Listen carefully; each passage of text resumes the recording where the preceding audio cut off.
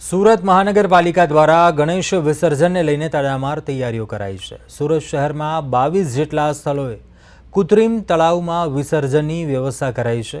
સુરતના મેયર દક્ષેશ મેવાણીએ આ અંગે માહિતી આપતા જણાવ્યું કે શેરી અને ગલીઓમાં ઠેર ઠેર વિસર્જનનું આયોજન કરાયું છે અને વિસર્જન સ્થળે આંગણવાડી બહેનો હાજર રહેશે।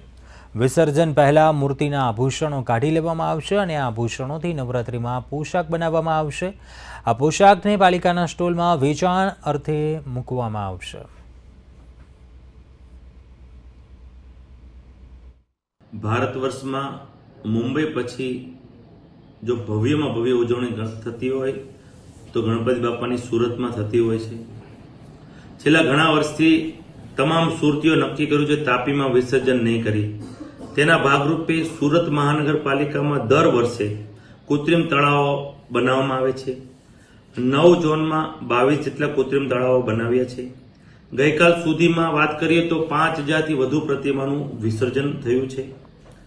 સુરત મહાનગરપાલિકા ભારત વર્ષમાં સ્વચ્છતામાં ટોપ રેન્કિંગ સાથે ફર્સ્ટ આવી છે। 5R થી કામ કરે છે, રીયુઝ, રીડ્યુઝ, રિસાયકલ। તેના ભાગરૂપે રોજ જ ગણપતિ બાપાનો જે પૂજાપો આવે છે તેમાંથી પૂજાપો કલેક્ટ કરી રિસાયકલ કરી તેને અગરબત્તી બનાવવામાં આવે છે। જ્યાં જ્યાં વિસર્જનના કૃત્રિમ તળાવો છે ત્યાં પણ સ્ટોલ લગાવવામાં આવ્યા છે।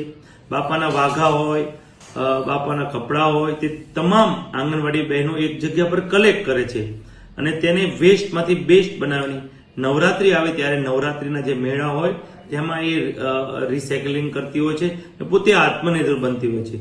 મહારાષ્ટ્રને બાદ કરતા સુરતમાં જે રીતે ધામધૂમપૂર્વક ઉજવણી થાય છે, ગણપતિ બાપા મોરિયાના નાદથી લોકો 10 દિવસ આસ્થાભેર જે પૂજન અર્ચન કર્યા બાદ વિસર્જન કરતા હોય છે, ત્યારે સુરત મહાનગરપાલિકા દ્વારા 22 જેટલા જે કૃત્રિમ તળાવો છે તે બનાવવામાં આવ્યા છે અને સમગ્ર સીસીટીવી કેમેરાની હેઠળ નજરમાં છો એટલે તમામ પ્રકારની જે અહીં છે તે તૈયારી આટોપી લેવામાં આવી છે। બીજી તરફ જે ગણપતિજીને જે પૂજાપો સહિત રાખવાની જે વસ્તુઓ છે તે અહીં જોવા મળી રહી છે અને આ રીતે અહીં આંગણવાડીની બહેનો છે તે પણ અહીંયા કાર્યરત થશે અને જે પ્રમાણેના જે કૃત્રિમ તળાવો છે તેમાં જે રીતે શેરી ગલી અને વિસર્જન ભેગા મળીને થાય તે રીતના લોકોમાં એકતા વધે તે રીતનું આખું આયોજન કરવામાં આવ્યું છે। ત્યારે ગણપતિ બાપાના વસ્ત્રો અને આભૂષણો પણ કાઢી અને તેમાંથી નવરાત્રી માટેના પોશાક પણ તૈયાર કરવામાં આવે છે। ત્યારે સુરતમાં પોશાકના મહિલાના સ્ટોલ માટે પણ વેચાણ મૂકવામાં આવતા હોય છે। ત્યારે સુરતમાં 22 જેટલા જે કૃત્રિમ તળાવો બનાવવામાં આવ્યા છે અને બાપાને વાજતે ગાજતે વિદાય જે આપવાની છે ને તેમાં જે ખાસ કરીને વડાપ્રધાન નરેન્દ્ર મોદી દ્વારા પણ લોકોને ઘરે વિસર્જન કરવાની અપીલ કરાય છે।